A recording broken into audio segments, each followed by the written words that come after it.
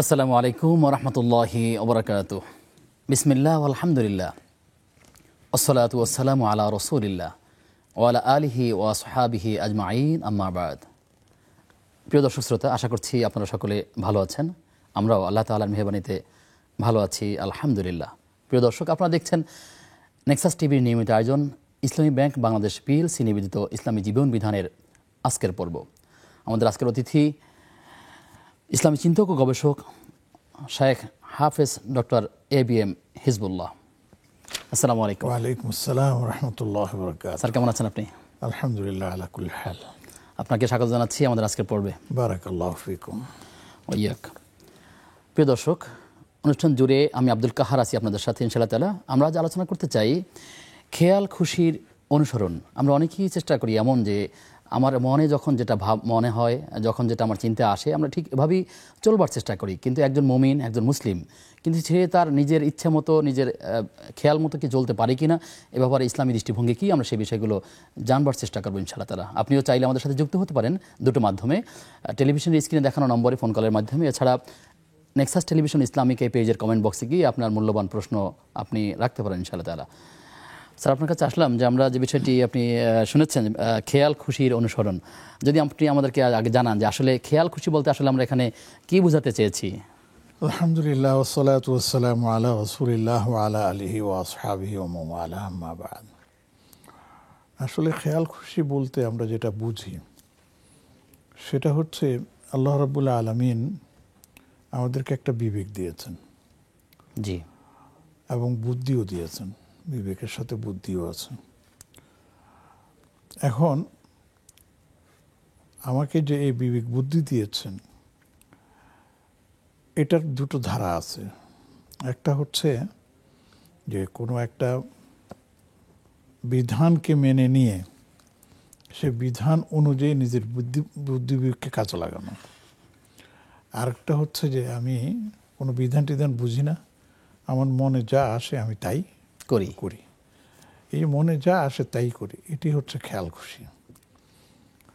যে ভালো কোনো কাজ বা মন্দ কোনো কাজ, এটার সাথে আমার মনের সম্পর্ক বা আমার হৃদয়ের সম্পর্ক কি, সেটাকে আমরা এত গুরুত্ব না দিয়ে আমরা আমাদের এই প্রবৃত্তি যেটা আছে, এই প্রবৃত্তির তাড়নায় আমরা যে কাজগুলো করি সেটাই হচ্ছে খেয়াল খুশি।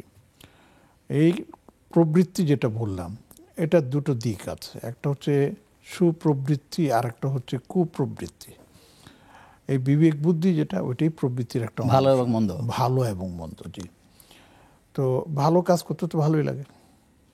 জি স্যার, এক্ষেত্রে খেয়াল খুশি যে অনুসরণ করা, এটা আসলে নিষেধ রয়েছে নাকি অনুমোদন রয়েছে? না, আমি সেদিকে আসতেছি। জি। তো আল্লাহ রাব্বুল আলামিন দেখেন, আমাদের প্রত্যেকটা আমল যেন সঠিক পদ্ধতিতে হয়, সেই জন্য আমাদেরকে বারবার দিক নির্দেশনা দিয়েছেন।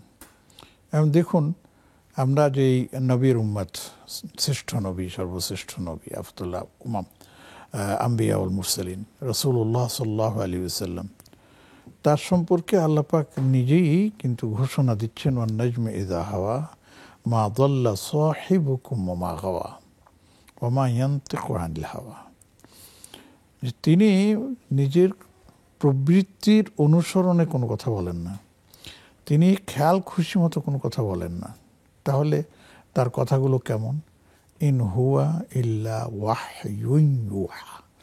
তিনি যেগুলো বলেন সেগুলো তার কাছে আল্লাহর পক্ষ থেকে ওহী মারফত আসে, এবং সেটা নিজের বিপক্ষে গেলেও তিনি সেটাই উচ্চারণ করেন যেটা আল্লাহর পক্ষ থেকে আসে। আচ্ছা, কোরআনে কারীমের মধ্যেও কিন্তু এটা, এর নাম কি, আল্লাহ পাক বলেছেন, ইয়া আইয়ুহাল্লাযীনা আমানু কুনু কাওয়ামিনা বিল কিসতি শুহাদা লিল্লাহ। তোমরা আল্লাহর সঙ্গে সাক্ষ্য প্রদান করো এবং ন্যায় ভিত্তিক সাক্ষ্য প্রদান করো, কোনো রকমের সেখানে অন্যায় করতে পারবে না। ওয়াইন কান কুনু কাওয়ামিনা বিল কিসতি শুহাদা ওয়ালাউ আলা আনফুসিকুম। যদি সেই সাক্ষ্য দিতে গিয়ে সেটা তোমার বিরুদ্ধে যায় তবু, আউল ওয়ালিদাইন ওয়াল আকরাবিন, যদি পিতা মাতা বা কোনো নিকট আত্মীয়র বিরুদ্ধে যায় তবুও তোমাকে সত্য কথা বলতে হবে। ফালা তাত্তাবিউল হাওয়া। এক্ষেত্রে এসে তুমি নিজেকে বাঁচাবার জন্য মিথ্যা কথা বলবা, বা আপনার আত্মীয় স্বজন বন্ধুবান্ধবের বিরুদ্ধে যাচ্ছে এই জন্য আমি মিথ্যা কথা বলে তাদেরকে পার করে দিতে চাই, এই অনুমতি দেওয়া হয়নি। এই জন্য আল্লাহ পাক কোরআনে কারিমে সূরা মায়েদা এটা বলছেন, ই'দিলু ফালা ই'দিলু হুয়া আকরাবু লিত্তাকওয়া। ন্যায় নীতি কথা বলো এবং এটাই হচ্ছে তাকওয়ার অত্যন্ত নিকটবর্তী। শুধু এখানে শেষ না, এরকম অনেক আয়াত আছে।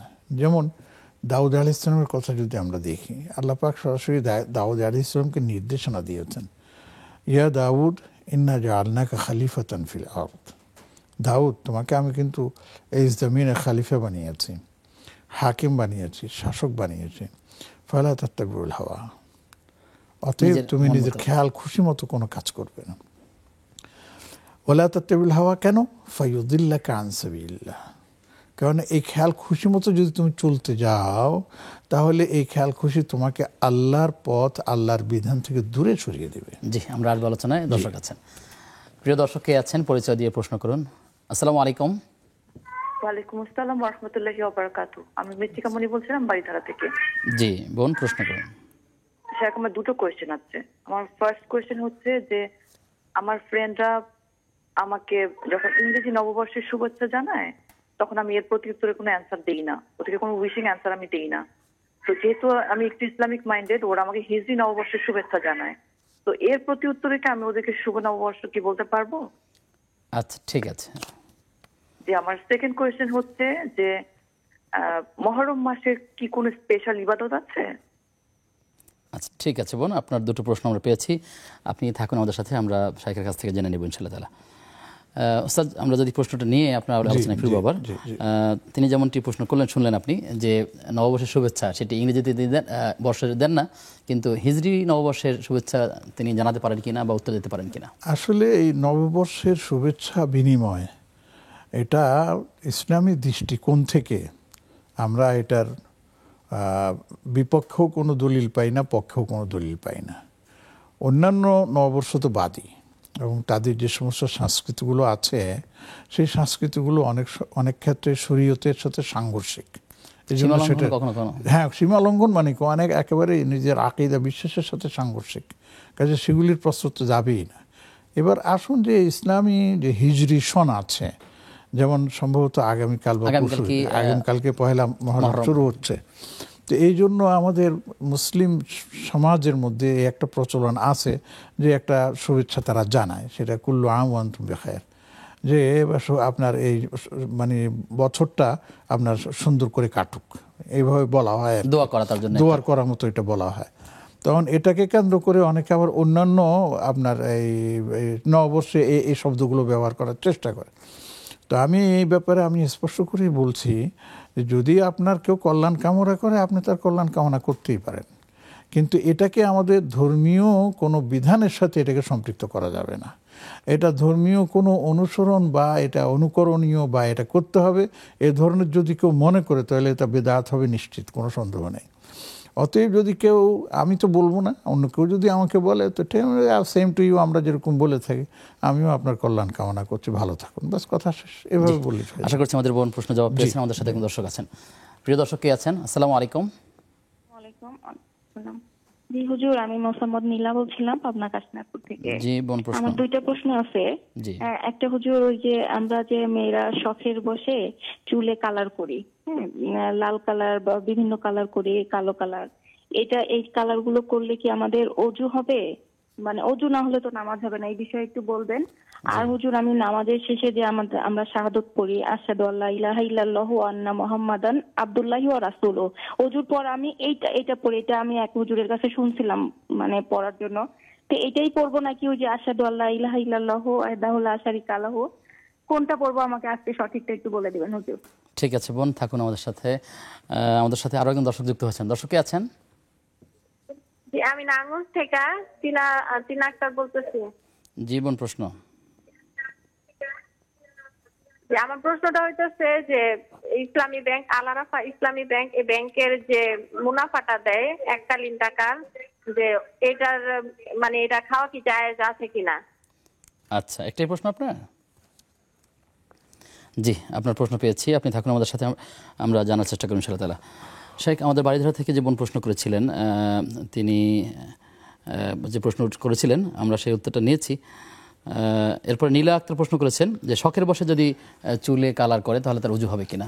হ্যাঁ, এটা আমরা আসতেছি পরে। আমার মনে হয় আগের যে প্রশ্ন করছিলেন তার আরেকটা প্রশ্ন ছিল, যতটুকু আমি বুঝতে পেরেছি, যে মুহররম মাসের কোনো ইবাদত আছে কিনা। জি, তো আমি আমার প্রশ্ন করতে যিনি করেছেন তাকে মোবারকবাদ জানাই, তিনি জানতে চান বিশেষ করে, প্রায় দেখা যায় উনি প্রশ্ন করেন।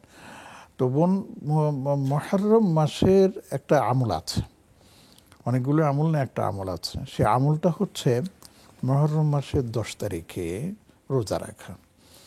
আমি এটার একটু ইতিহাস বলি, একটু মানে হয়তো 1 মিনিট লাগবে।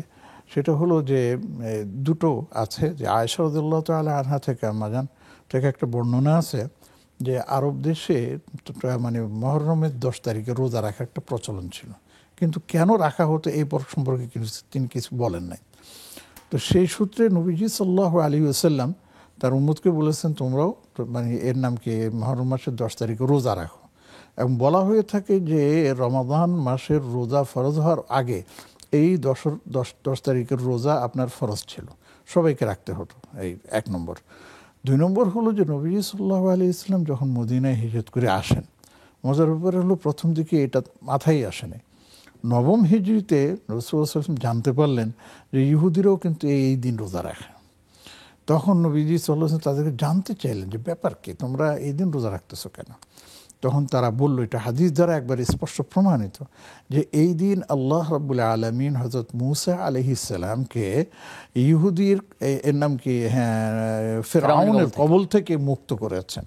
আর সেই শুকরিয়া আদায় করার জন্য মূসা আলাইহিস সালাম রোজা রাখতেন, এবং সেই সূত্রে আমরা রোজাটা রাখি। নবীজি সাল্লাল্লাহু আলাইহি ওয়াসাল্লাম শুনে বললেন, তাই নাহনু আহাক্কু বিমূসা, যদি তাই হয় তাহলে তো আমরাই তো মূসার অনুসরণ করার বেশি যোগ্য, নিকটবর্তী। জি, অতএব তিনি তখন ঘোষণা দিয়ে দিলেন সবাইকে, যারা রোজা রেখেছো রোজা পুরো করো, আর যারা রোজা রাখো নাই তারা আজকে বাকি দিনটা তোমরা উপবাস করে কাটাও, এটা আমরা রাখবো। এবং মজার ব্যাপার হলো তিনি বলে দিলেন, আমি যদি আগামী বছর বাঁচি তাহলে আমি এই রোজার সাথে আরও একটা রোজা বাড়াবো। খালিফুল ইয়াহুদ একটা হাদিস আছে, ইহুদিরা যেটা করতেছে তোমরা তার সাথে একটু মানে বিপরীত করো।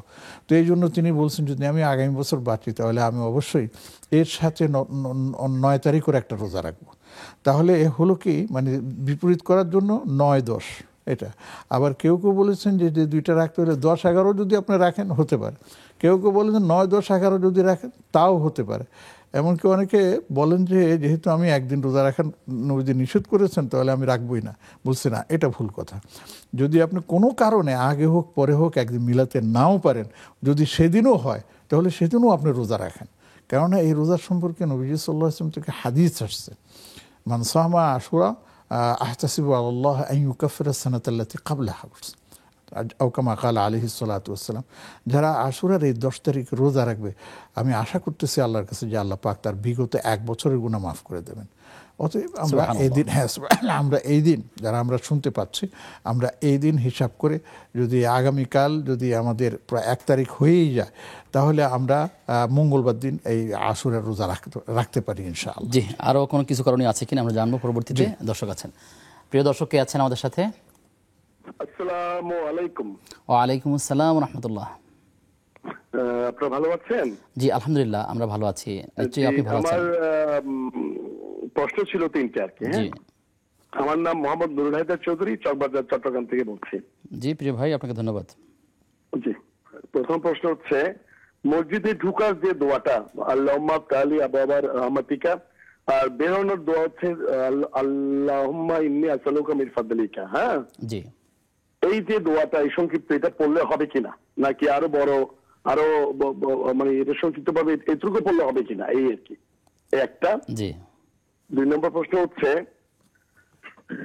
যে কাবা শরীফের কথা বলছি আর কি। হ্যাঁ জি, কাবা শরীফের আসওয়া পাথর আমাদের নবীজি চুম্বন না দিলে মর্যাদাপূর্ণ কাবা শরীফের যে পাথরে এত মহিমান্বিত হতে পারতো না। আমাদের নবীজির যদি পদচারণা না হতো, কাবা শরীফ আল্লাহ তৈরি করতেন না। সেই কাবা শরীফ, সেই হজ করতে গিয়ে আমাদের নবীজির হজকে সালাম না দিয়ে মক্কা শরীফ থেকে চলে আসাটা কতটুকু বাঞ্ছনীয়? 2 নম্বর প্রশ্ন এটা। আচ্ছা, আপনার 3টে প্রশ্ন ছিল, আমরা হয়তো সংযোগ হারিয়ে ফেলেছি। প্রিয় দর্শক, আমরা প্রশ্ন পেয়েছি, আমরা প্রশ্ন উত্তরগুলো জানবো বিরতির পর ইনশাআল্লাহ তাআলা। প্রিয় দর্শক, আপনারা দেখছেন ইসলামী জীবন বিধান। সময় হয়েছে একটা বিরতির, ফিরছে কিছুক্ষণ পর, সঙ্গেই থাকুন।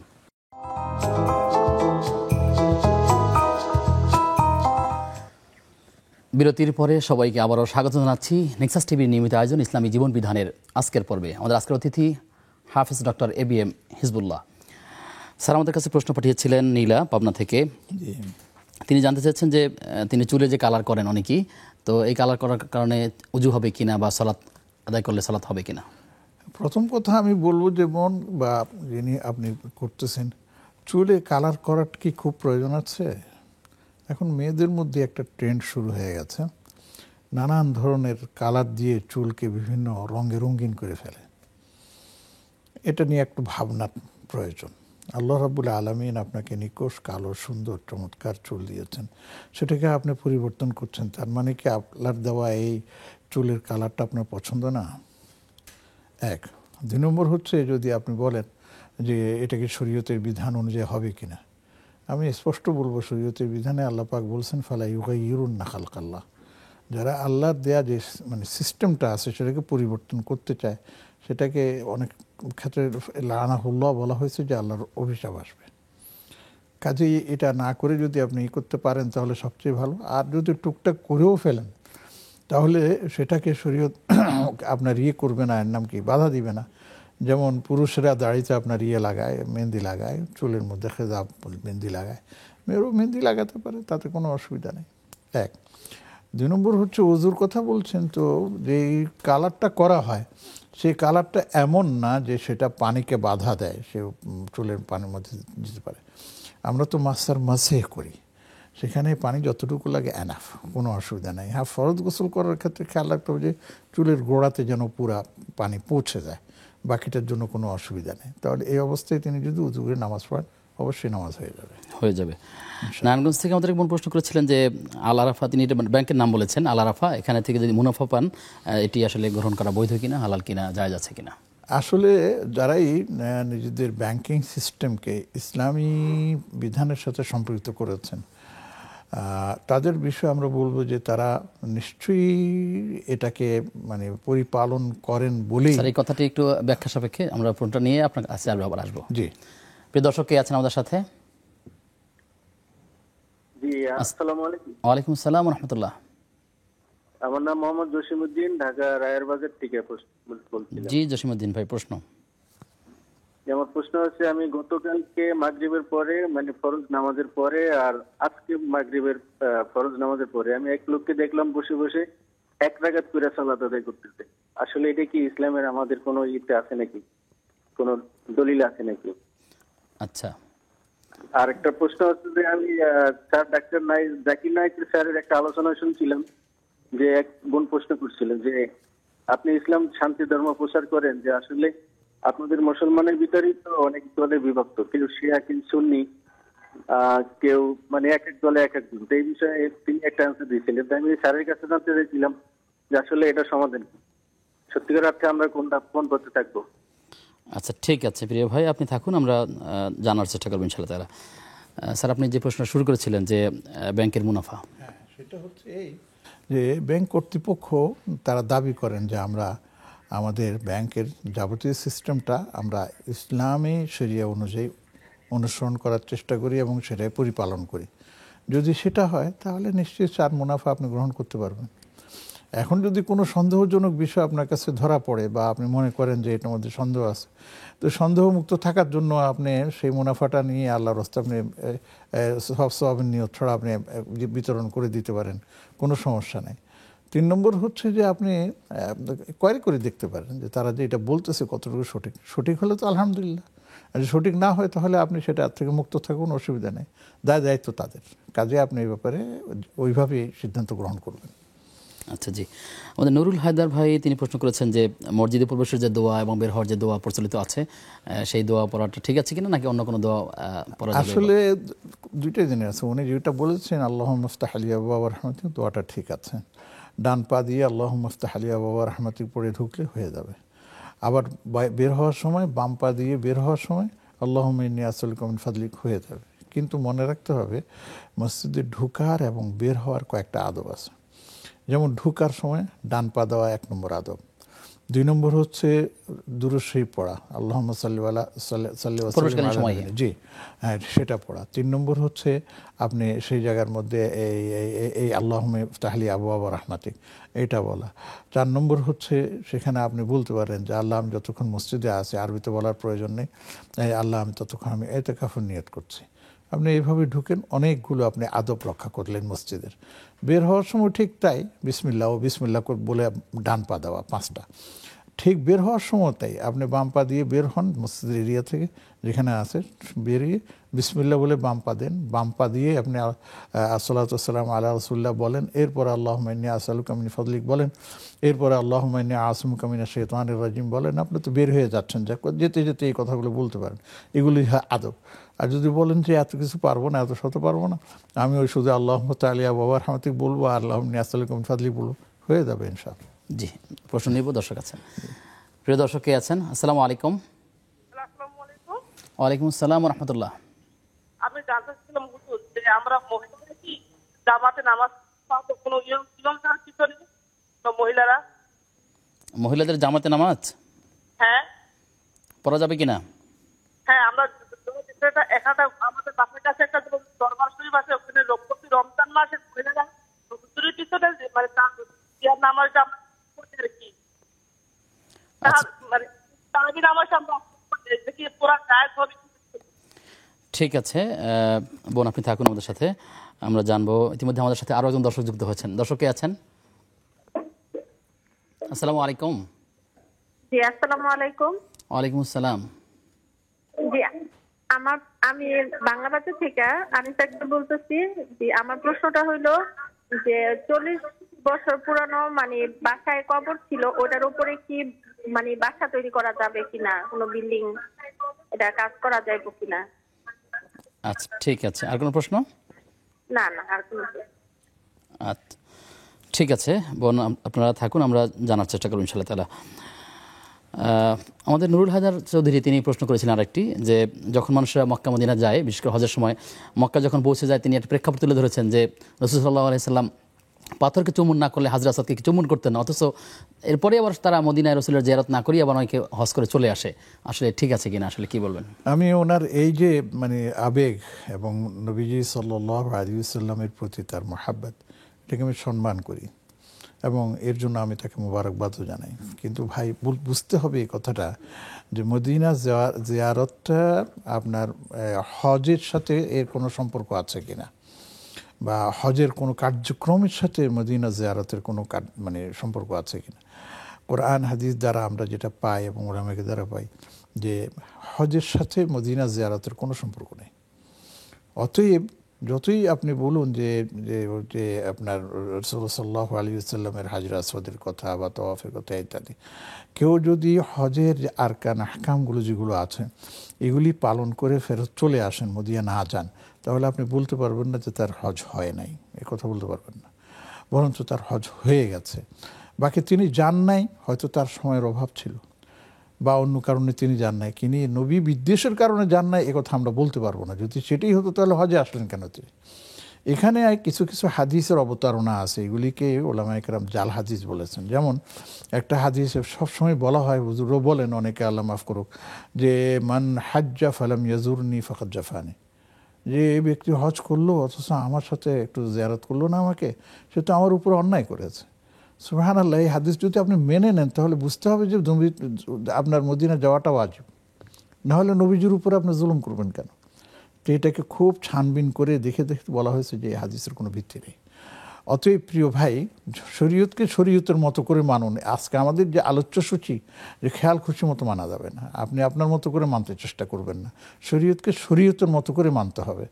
অতএব আপনার মনে যে ব্যথা এটা ব্যথাকে আপনি লালন করুন এবং সবার জন্য দোয়া করুন যে আল্লাহ যেন বার বার বার বার আমাদেরকে নবী সাল্লাল্লাহু আলাইহি ওয়াসাল্লামের রওজা আথারে সালাম পেশ করার তৌফিক দান করেন, মসজিদে নববীতে আমাদের সালাত আদায় করার তৌফিক দান করেন। এটা শুধু কি দিন হজের সাথে সম্পৃক্ত না, এমনও অনেক আছে যে কি দিন মদিনা শরীফ গেছে, মক্কা শরীফ যায় নাই, সুযোগ হয় না, মদিনা শরীফ গিয়ে জিয়ারত করে চলে আসছে। আপনি কি বলবেন সে মক্কা শরীফের সাথে বেয়াদবি করেছে? কথা আপনি বলতে পারবেন না। এটা মানে আপনার আকীদা এবং দ্বীনের সাথে এটা সম্পৃক্ত। অতএব দ্বীন আমাদেরকে যেখানে যেটা রাখতে বলেছে, যেভাবে আমল করতে বলেছে, আমরা সেভাবেই আমল করব। এটাই হচ্ছে আমার দ্বীনের দাবি ইনশাআল্লাহ। জি, আমাদের হাতে প্রশ্ন আছে, আমরা নেব, বিরতির পর ফিরে এসে ইনশাআল্লাহ তাআলা। প্রিয় দর্শক, আপনারা দেখছেন ইসলামী ব্যাংক বাংলাদেশ পিএলসি নিবেদিত ইসলামী জীবন বিধান। সময় হয়েছে আবার একটা বিরতি নেওয়ার, ফিরছি কিছুক্ষণ পর, সাথে থাকুন।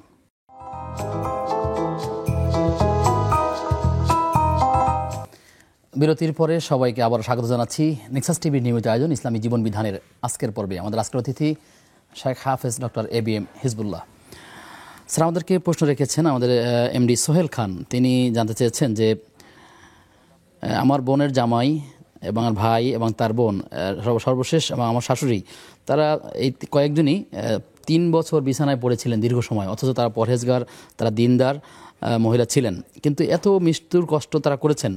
তিনি জানতে চাচ্ছেন আসলে বিষয়টি কেমন। আলহামদুলিল্লাহ, বিষয়টা অত্যন্ত ভালো।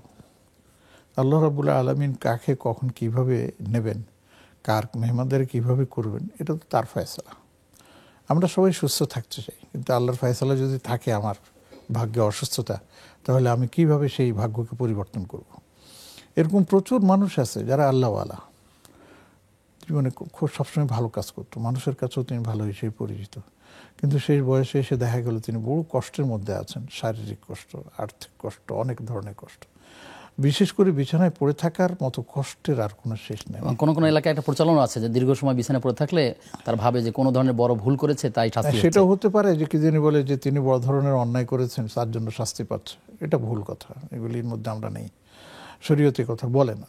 তবে এই কথা বলে যে হ্যাঁ, তিনি যদি কোনো অন্যায় করে থাকেন, গুনাহ করে থাকেন, আল্লাহ পাক এর মাধ্যমে তার সেই গুনাহটাকে শাস্তি নয়, বরঞ্চ সেটা গুনার কাফারা হিসেবে কবুল করে নেবেন, যেন আখিরাতে তাকে জাহান্নামের দোরগোড়ায় যেতে না হয়। এটা একটা এমনটি হতে পারে। জি, আরও একটা হতে পারে যে আল্লাহ পাক তাকে এই অসুস্থতা দিয়ে তার সম্মানকে বৃদ্ধি করে দিচ্ছে, তওবা করার সুযোগ হয়ে যাচ্ছে তার।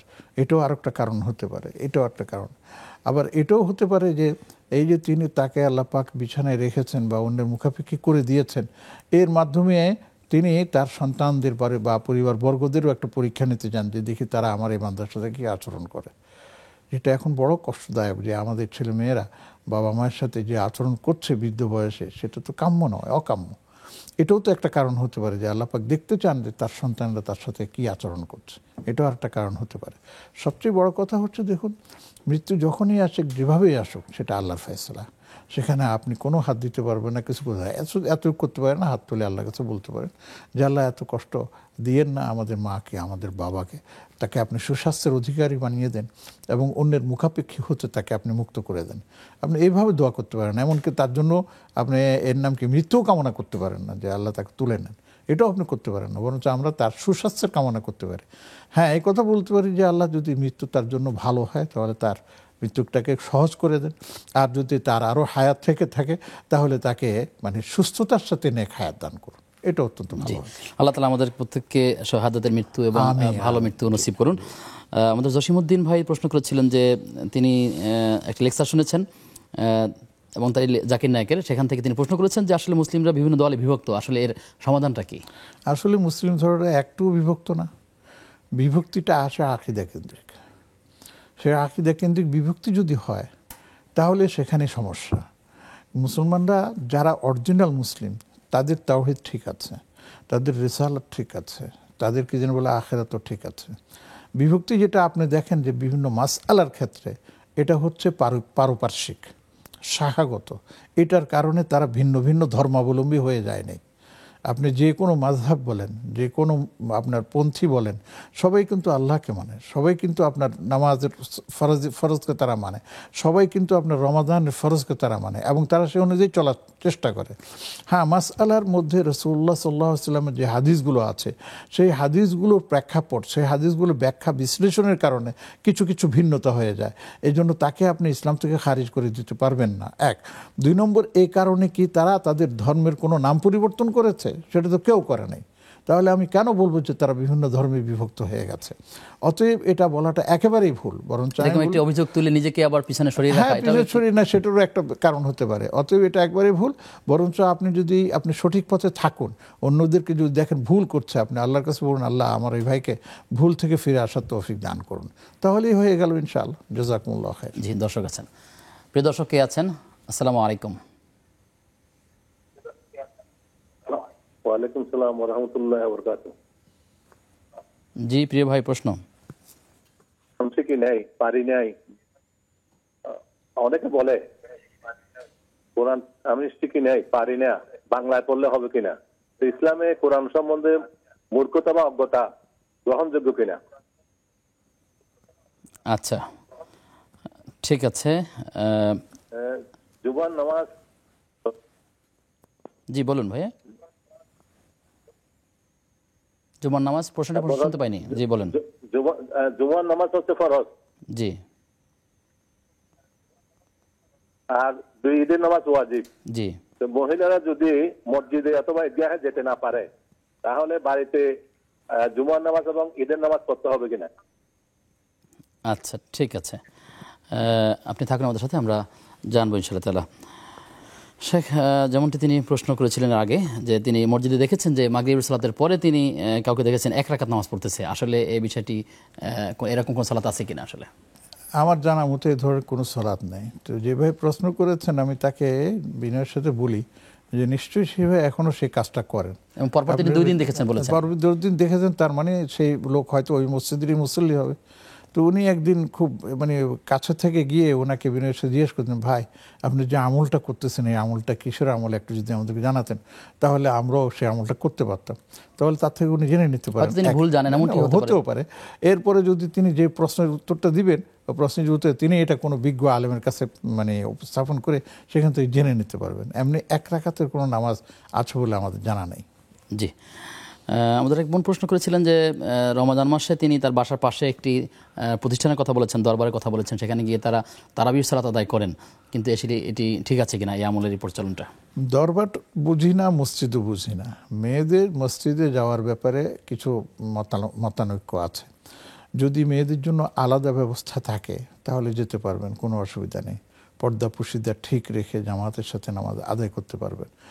তবে রাসূলুল্লাহ সাল্লাল্লাহু আলাইহি ওয়াসাল্লামের একটা ঘটনার মাধ্যমে আমি আপনাদেরকে বলতে চাই যে তিনি বলছেন, লা তামনাউ আমানাল্লাহিল মাসাজিদ, তোমরা মসজিদে যেতে তোমাদের আমার উম্মতের বান্দা যারা আছে তাদেরকে বাধা দিও না, ঠিক আছে? কিন্তু তিনি শেষাংশে এটা আবার এটাও বলেছেন, ওয়া বুয়ুতুহুন্না খায়রুল লাহুন্না, ঘরে নামাজ পড়াই হচ্ছে তাদের জন্য উত্তম। এবং এই জন্যই আমার ওলামায়ে কেরাম বর্তমান সিচুয়েশন বা তখনও হযরত আয়েশা রাদিয়াল্লাহু তাআলা আনহা আম্মা জান মেয়েদের অবস্থা দেখে বলছেন, যদি নবীজি সাল্লাল্লাহু আলাইহি ওয়াসাল্লাম এখন বেঁচে থাকতেন নির্ঘাত মেয়েদেরকে মসজিদে যেতে নিষেধ করতেন। এটা দিয়েও অনেক মাসালা, যেহেতু নবীজি নিষেধ করেন নাই এই জন্য আমরা বলবো যে যাওয়ার অনুমতি আছে, কিন্তু ঘরটাই হচ্ছে তার জন্য মানে উত্তম। তো তিনি উত্তমের উপরে আমল করুন, তাহলে এটাই ভালো হবে তার জন্য। জি। আমাদের বোন আরেকটা প্রশ্ন রেখেছিলেন যে পুরাতন একটি কবর, সেটির বয়স 40-এর কথা বলেছেন, তো এই কবরের উপরে তিনি বাড়ি ঘর নির্মাণ করা যাবে কিনা? হ্যাঁ, তিনি পারবেন, শর্ত একটা, যে সেই কবর থেকে কবরটা খুঁড়বেন, সেই কবর খুঁড়ে যদি সেখানে কোনো চুল, হাড্ডি, হাড় গোড় পাওয়া যায় সেটাকে তিনি তুলে নেবেন, এবং তুলে নিয়ে সেটা পার্শ্ববর্তী কোনো স্থায়ী কবরস্থানে কোথাও সেটাকে আবার দাফন করে দেবেন। দাফন করে দিলে তখন এই জায়গাটা আপনার ক্লিয়ার হয়ে যাবে, এখানে তিনি তার প্রয়োজনীয় ঘর বাড়ি তৈরি করতে পারবেন, কোনো অসুবিধা নেই। জি, দর্শক আছেন, ফোন নেব। প্রিয় দর্শক কে আছেন? আসসালামু আলাইকুম। আসসালামু আলাইকুম। ওয়ালাইকুম আসসালাম ওয়া রাহমাতুল্লাহ।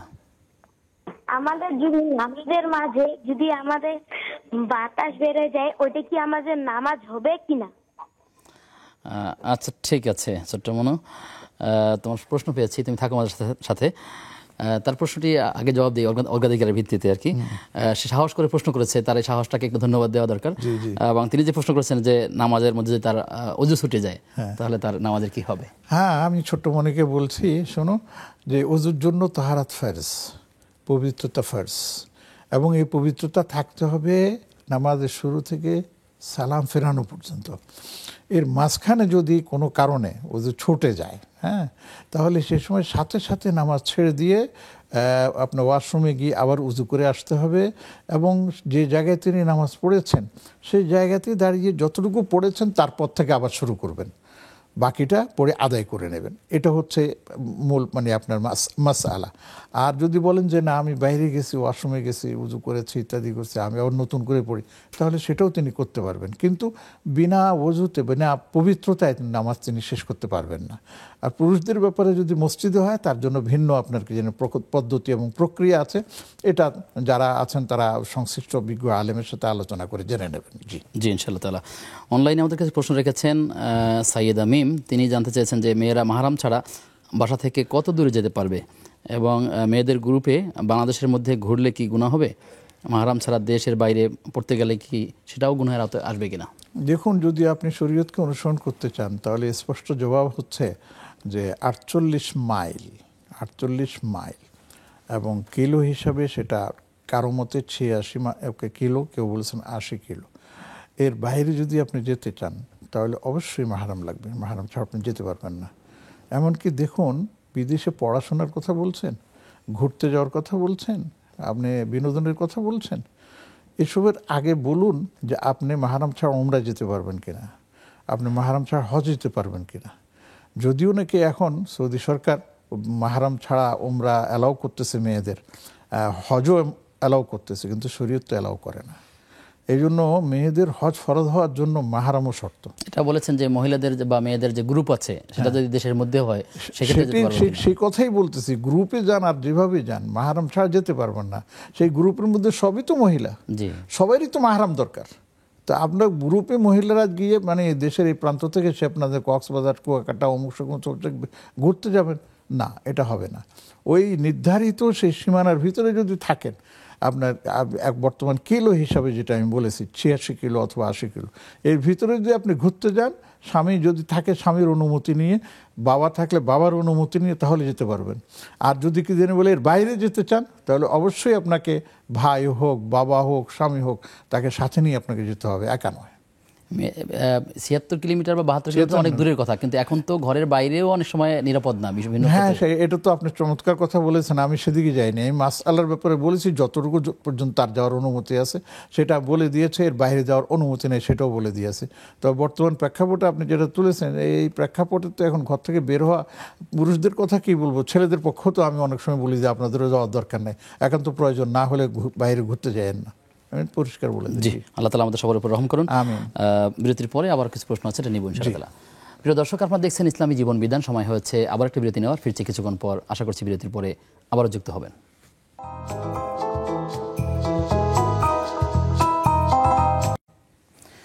বিরতির পরে সবাইকে আবারও আমন্ত্রণ জানাচ্ছি নেক্সাস টিভির নিয়মিত আয়োজন ইসলামী জীবন বিধানের আজকের পর্বে। আমাদের আজকের অতিথি শায়েখ হাফেজ ডক্টর ABM হিজবুল্লাহ স্যার আমাদের হাতে একজন প্রশ্ন করেছিলেন যে কোরআনের বিষয়ে, যে কোরআন যদি কেউ পড়তে না পারেন বাংলায় পড়তে পারবেন কিনা, আবার কোরআন নিয়ে এই যে পড়তে পারি না, শিখি নাই, বুঝি নাই, কোরআন এই ধরনের অজ্ঞতা বা মূর্খতা, এটি আসলে গ্রহণযোগ্য কিনা? আলহামদুলিল্লাহ, আল্লাহ পাক যে তাকে এতটুকু বুঝ দিয়েছেন, এই জন্য তাকে মোবারকবাদ জানাই। দুঃখজনক হলো সত্য যে তিনি কোরআন পড়তে পারেন না, বুঝেন না, এটা এতদিন পরে তিনি বুঝতে পেরেছেন। আমার বিশ্বাস যে তিনি, তার যদি মুরব্বী কেউ বেঁচে থাকেন তাদের জিজ্ঞেস করলে তিনি জানতে পারবেন অবশ্যই তিনি কোরআন পড়েছেন, কিন্তু এখন পড়াটা ভুলে গেছেন। এটাই হচ্ছে বাস্তব। যেহেতু আমরা জানি আমাদের অতীত মুরব্বীরা যারা ছিলেন, এমন কোনো পরিবার ছিল না যে পরিবারের সন্তানেরা কোরআন কারীম পড়তে পারতো না, এখন ভুলে গেছে। আর এখন যেটা হচ্ছে সেটা হচ্ছে যে আগে আমার স্কুল, তারপরে কোরআন পড়বো কি পড়বো না সেটা পরে দেখবো।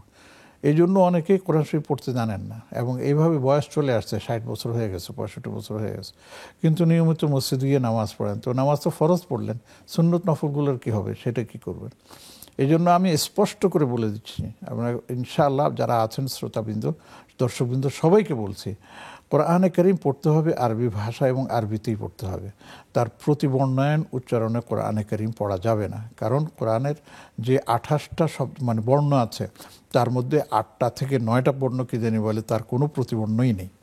কাজে সেগুলোকে আপনি সঠিকভাবে উচ্চারণ চাইলেই বাংলা, শুধু বাংলা না, ইংরেজি কেন, হিন্দি কেন, কোথাও আপনি পাবেন না। এটা উপরে বইও আছে। আচ্ছা ঠিক আছে, সেটা পরের কথা। এই জন্য আমি আমার ভাইকে বলবো যে অন্তত 4টা সূরা, সূরা ফাতিহা সহ 5টা সূরা মুখস্থ করে নেন। অন্তত এইটি যদি করতে পারেন মুখে মুখে। আমি জানি অনেক বয়স্ক লোক আলহামদুলিল্লাহ শিক্ষকের সামনে গেছেন, বসছেন যে আমি হরফ চিনি না, আমি চিনি না, আপনি আমাকে মুখে মুখে সূরা শিখিয়ে দেন, এবং সেই মুখে মুখে পড়তে পড়তে সূরা ফাতিহা মুখস্থ করেছে, সূরা ইখলাস মুখস্থ হয়েছে, সূরা ফালাক নাস মুখস্থ হয়েছে, সূরা ফিল মুখস্থ হয়েছে। আরে বাবা, সূরা আসর মাত্র 3টা আয়াত একটু মুখস্থ করে নেন না, সূরা কাউসার একটু মুখস্থ করে নেন না। যতটুকু পারেন ততটুকুই পড়েন না, বরঞ্চ আপনি পারতেছেন না কিন্তু চেষ্টা করতেছেন, এই জন্য আপনি ডাবল সওয়াবের অধিকারী হবেন। কিন্তু যদি আপনি বাংলায় পড়তে যান বা অন্য ভাষায় পড়তে যান, সব তো দূরে থাক, গুনাহগার হয়ে যাবেন। আর তেলাওয়াত শুনতে শুনতেও তো তিনি মুখস্থ করে ফেলতে অনেক পারেন। মুখস্থ করে ফেলতে পারেন। এটা হচ্ছে একটা মানে অকৃত্রিম ভালোবাসা এবং একটু শক্ত কি জানি বলে আপনার সিদ্ধান্তের প্রয়োজন, তাহলেই কিন্তু তিনি পারবেন। আমি সেদিন শুনেছি একজন 73 বছর বয়স হবে, তিনি এই আমপারা পড়েছেন, পড়ে শেষ করেছেন। এই জন্য মসজিদের সবাইকে, যারা তার ক্লাসমেট ছিল, সবাইকে মিষ্টি খাওয়াইছেন যে আজকে আমি এতটুকু পড়তে পেরেছি। কেন পারবেন না? পারবেন না এই কথাটা বলবেন না, আপনি চেষ্টা করুন, বাকি আল্লাহর কাছে দোয়া করুন যে আল্লাহ তুমি শিখে নিয়ে ভুল করেছি, আমাকে অন্তত এই সূরাগুলো মুখস্থ করে নামাজটা ঠিক মতো পড়া আল্লাহ তাআলা সহজ করে দিবেন অবশ্যই ইনশাআল্লাহ তাআলা। আমাদের ভাইয়ের প্রশ্ন ছিল যে জুমার নামাজ ফরজ, ঈদের নামাজ ওয়াজিব। নারীরা যদি জুমার নামাজে যেতে না পারে বা ঈদের নামাজ যেতে না পারে, তাহলে তার বাসায় তারা এই জুমা বা ঈদের নামাজ পড়তে পারবেন কিনা? না, ঈদের নামাজ মাঠে পড়তে হবে, ঈদের নামাজ বাসায় পড়ার জায়গা না, 1 নম্বর। 2 নম্বর হচ্ছে জুমার নামাজও এটা মসজিদের সাথে সম্পৃক্ত, এটা বাসার সাথে সম্পৃক্ত না। তো যারা ঈদের নামাজ পড়তে পারেন না, পুরুষ হোক নারী হোক, তাদের জন্য আর কোনো তার বিকল্প কোনো নামাজ নেই। আর মেয়েদের মাঠে যাওয়ার ব্যাপারে দ্বিমত আছে, সেটা ভিন্ন প্রসঙ্গ। আর জুমার ব্যাপারেও সে একই কথা। জুমার দিন যদি কোনো পুরুষও জুমার নামাজ পড়তে না পারে, তাহলে তাকে জোহরের নামাজ পড়তে হবে।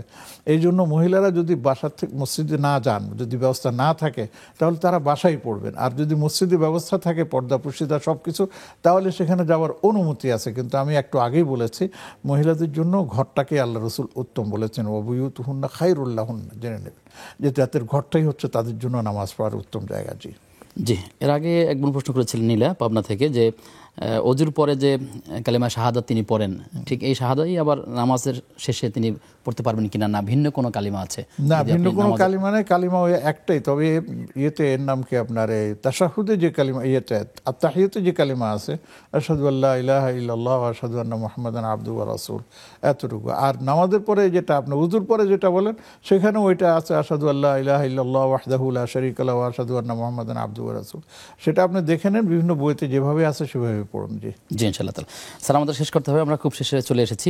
খেয়াল খুশির অনুসরণ যদি কেউ করে, তাহলে তাকে মন্দ কাজের দিকে ধাবিত করে, যদি এই বিষয়ের উপরে ছোট্ট করে আমি বলছি যে এতক্ষণ যে প্রশ্নোত্তরগুলো আমরা পেয়েছি, তার মধ্যে কিন্তু আমাদের খেয়াল খুশির অনেক বিষয় এসে গেছে।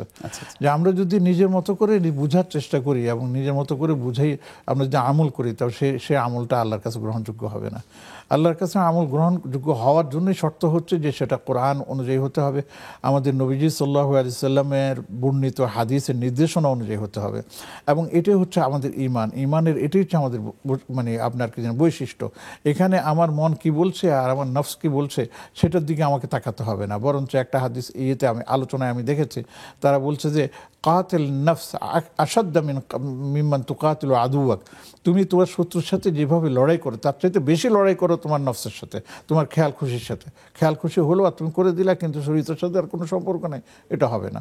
অতএব আসুন আমরা সবাই মিলে এই চেষ্টা করি, আমরা শরীয়তকে মানার চেষ্টা করি এবং তার উপরেই আমল করার চেষ্টা করি।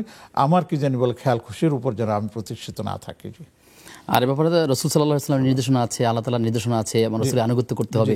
কোন ব্যক্তি তার ইচ্ছা মতো চলতেই পারে না। অবশ্যই না, আতিউল্লাহ ওয়া আতিউর রাসূল আল্লাহ পাক কেন বলেছেন, ওয়া উলিল আমর কেন বলেছেন, কোরআন হাদিসের কথা বলেছেন। যদি তারা সেটা নিয়ে দেওয়া, তাহলে আল্লাহ পাক বলছেন তোমরা কোরআন হাদিসের দিকে ফিরে আসো। ইন কুনতুম তুমিনুনা বিল্লাহি ওয়াল ইয়াউমিল আখির, যদি সত্যিকার ঈমানদার হও, আখিরাত বিশ্বাস করো, কোরআন হাদিসের দিকে ফিরে আসো। এখন কোরআন আমাদের কাছে আছে, হাদিসও আমাদের কাছে আছে, রাসূল কারীম সাল্লাল্লাহু আলাইহি ওয়াসাল্লামের জীবনী আমাদের সামনে আছে, আমরা সেখান থেকে তার সমাধান নিয়ে তার উপর আমল করব ইনশাআল্লাহ। জি স্যার, আপনার মাধ্যমে আমরা অনেক বিষয় জেনেছি। আপনার হায়াতে বারাকার জন্য দোয়া করি। আমিন। আমি সবার জন্য দোয়া করি, সবার কাছে আমি দোয়া করি। বারাকাল্লাহু ফিকুম। প্রিয় দর্শক, আপনারা দেখছিলেন ইসলামী জীবন বিধান। আমাদের আজকের অতিথি ছিলেন শায়েখ ডক্টর হাফেজ ABM হিজবুল্লাহ। আমরা আলোচনা করেছিলাম খেয়াল খুশির অনুসরণ। আমরা একটা জিনিস বুঝতে পেরেছি, আসলে নিজের ইচ্ছে মতো চলার কোনো সুযোগ নেই। আল্লাহ এবং রসুলের বিধান যেভাবে আছে আমাদের সেভাবেই জীবন বিধানগুলো মানার চেষ্টা করতে হবে। আগামী অনুষ্ঠান দেখবার আমন্ত্রণ জানিয়ে আজকের মধ্যে এখানে বিদায় নিচ্ছি। আসসালামু আলাইকুম রহমতুল্লাহি ওয়া বারাকাতুহু।